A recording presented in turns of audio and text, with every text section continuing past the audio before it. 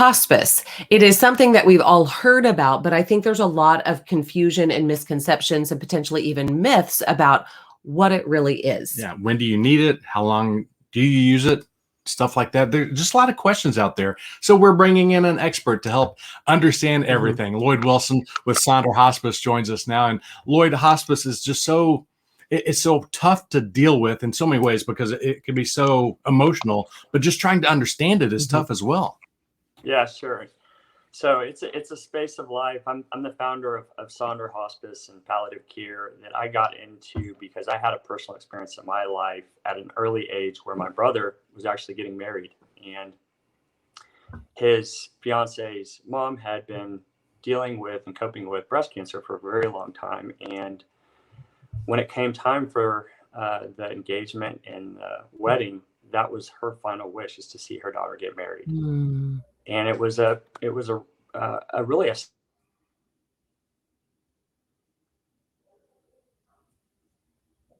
coming in. All of her friends were coming in, and it was going to be this massive big party, and it just didn't work out that way. She went downhill much faster, and we ended up having the wedding with just our close family in her bedroom right before she passed. And that wedding to me was so beautiful and intimate and special. And I believe, and I think everybody who is a participant saw that event as something that allowed her mom to pass. She had been hanging on for that moment. She passed 2 hours after that. And it just struck me about how powerful these moments are in our life. And I then went on and worked with seniors and healthcare for the last 20 years, went to Johns Hopkins School of Public Health. And I just feel like this is an area that's misunderstood because it is not about what you're giving up. It's about what you're getting. We can take care to your home where you can be comfortable and be there as long as you want to be there with the full support. So you're not giving up anything. You're really getting a medical team. You're getting all the equipment. You're getting all the medications in a comprehensive way that is above and beyond what anything else is offered in healthcare. So it really actually, from families, just 97% of them wish they had started hospice sooner. We have a tremendous amount of connection with the families that we serve, and really become part of their life. I mean, it's something where, and I'm particularly focused on folks who are older Americans because they're the ones they've been through the ringer already with our health system, been in and out of the hospital in many cases, or they've been through tremendous amounts of treatment or rehab, and that's just not where they are anymore. That's not going to benefit them.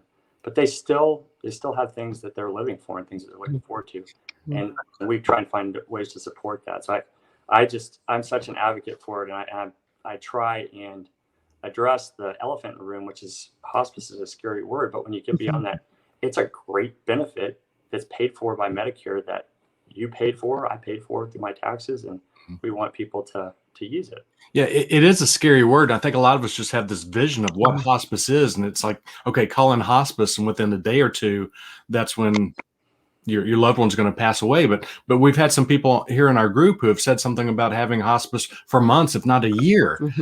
How unusual is that? And does it really matter? When do you need to worry about it? When do you need to think about it? That's a great example. I mean, there's actually a family friend of ours who had hospice for 4 years. Wow. Their husband had early onset dementia, and it's not about a crystal ball. It's about whether or not what the person's goals are and whether or not they qualify. So if they qualify for the benefit, they can go ahead and start accessing it. And if they ever get better or things change, they can stop it. And that often does happen. The other side of it is what the doctor's looking at when they make the diagnosis is, could something happen in the next 6 months that might be an end of life event? And if that doesn't happen, then the person's continue to be recertified. Alzheimer's is a great example because the benefit was originally set up for cancer, so oncology. So at the end of all the treatments they can offer you for cancer, they'll say, there's no other treatment options that are available. Here's this benefit. Mhm. But the reality of it is the number one killer in the U.S. is cardiovascular. Mhm. We're seeing a huge interest in keeping people out of the hospital for different chronic illnesses. And this is just, it's a long-term care that's focused on pain, different types of chronic conditions, and somebody's well-being. So it's pretty comprehensive and can be specialized for different types of treatment.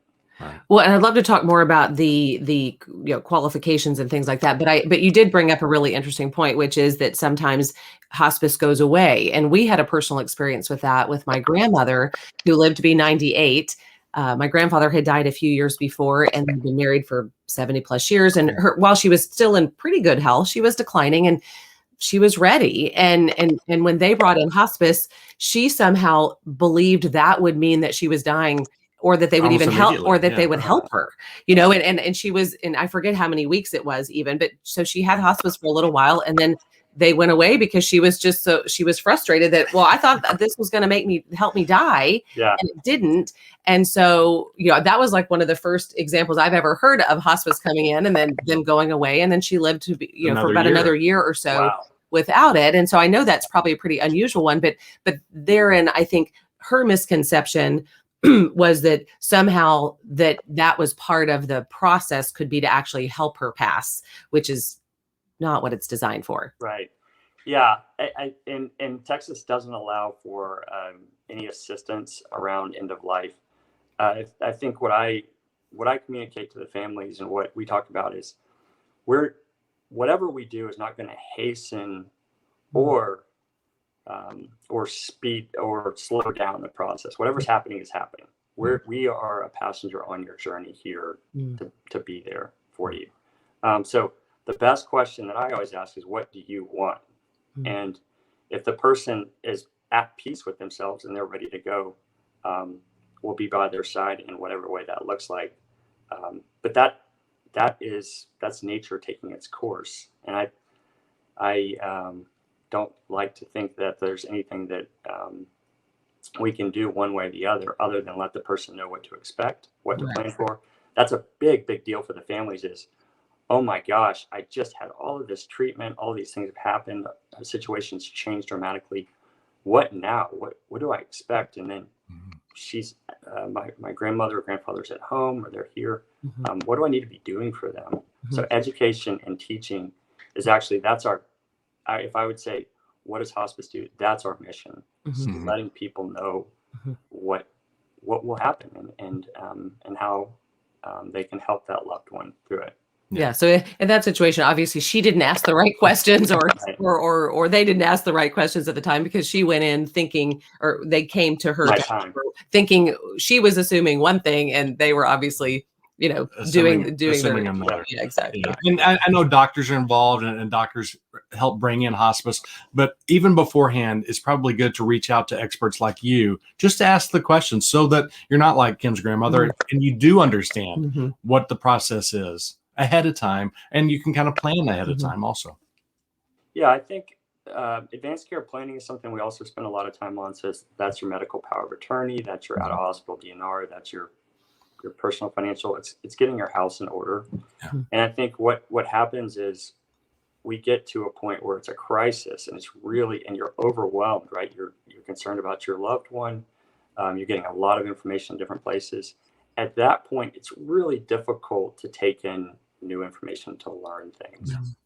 So I think that's an excellent point, Mike, where you're saying, okay, let me know that this resource exists. Let me have my house in order. Kind of like fire insurance. Nobody wants to use it, but exactly, it's there, and when it's appropriate to start asking those questions. And a lot of what I'm very passionate about, what I spend a ton of my time with, is with families who don't know what to do. They're totally overwhelmed by the situation. They've got a million different things going on, lots of conflicting information. And they just don't, where do they live? Do we have enough support? What's their finances look like? What do the health benefits offer? And just kind of breaking it down into the things that are important for them, and problem solving. And I think that that, to me, that overcomes the hospice stigma of I'm not focused on this big picture or what's going to happen, this hospice conversation. It's what do you need? And can we help? If we can't help, we'll find other service providers who can help you. Well, because I think what you brought up a good point as well, that there he is. He's you back. lost you for a second. Yeah. You also brought up a good point that you can't just necessarily call in hospice when you feel it's ready. There are some qualifications, and it depend on potentially on your illness, and I guess what your doctor recommends as well. So there definitely are things that you have to do to qualify. Yeah, it's prescribed just like a medication. Okay. And there's a lot of judgment that goes involved because, again, nobody's saying this is exactly what's going to happen or we know what to expect. They're just saying, based on a lot of different criteria, here's where you are at this point in time. And some people are ready, like your grandmother, they're ready to go. They're at peace. And there's some people who say, I have a lot to live for, and here are the other things I want to do. Or some people say, I don't want any help. I mean, everybody has their different position and their different philosophy and their different outlook. And the bottom line is all of those folks, we will find some way to help them, but it will be with a totally different mindset. Wound care, pain management, helping the family, caregiving. Yeah. Lots of different factors. Absolutely. Yeah. Lloyd Wilson, thanks so much for answering all these questions. Sonder Hospice, we appreciate all that you do. Yeah, thank you all very much. I really appreciate the time, and it was wonderful to be able to speak with you and your audience. Okay, well, thank you. I think a word that he used was stigma. And when you talk about hospice, there's a stigma there, but it's something that we all need to know about. And or that it just kind of sounds scary because you just assume it means hospice equals death. And it doesn't necessarily mean it at that moment. And being able to, I liked what he talked about, being able to bring in opportunities to help make those end days as pleasant as possible. Yeah, a subject that's kind of difficult to talk about sometimes. But again, one of those that people have asked some questions about. If you have any questions about anything or a future topic you'd like for us to talk about, let us know. We're happy to do that on Parenting Aging Parents.